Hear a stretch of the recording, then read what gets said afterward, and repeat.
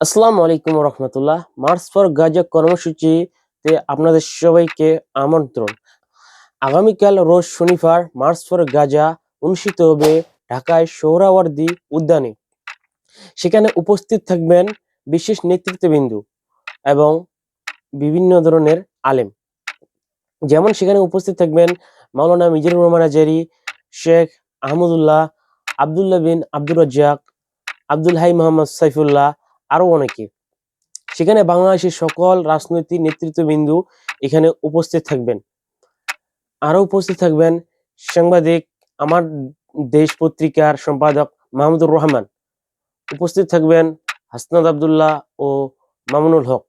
আরো সেখানে উপস্থিত থাকবেন ফ্রি মোশনের ফিরোজ হাসান ভাই। তাই আপনারা মার্চ ফর গাজা কর্মসূচিতে যোগদান করে এই কর্মসূচিটিকে সফল করুন। আমরা বাংলাদেশের পক্ষ থেকে এই কর্মসূচিটি আয়োজন করা হয়েছে। এটি একটি বৃহত্তর কর্মসূচি, কারণ মার্চ ফর গাজা কোনো একক রাজনৈতিক দলের কোনো কর্মসূচি নয়। মার্চ ফর গাজা কোনো একক আলেমের কোনো কর্মসূচি নয়। মার্চ ফর গাজা হচ্ছে বাংলাদেশের সকল মুসলিমদের আয়োজনে একটি কর্মসূচি। মার্চ ফর গাজা সফল হোক, তাই মার্চ ফর গাজায় অংশগ্রহণ করে আপনারা এই কর্মসূচিকে সফল করুন।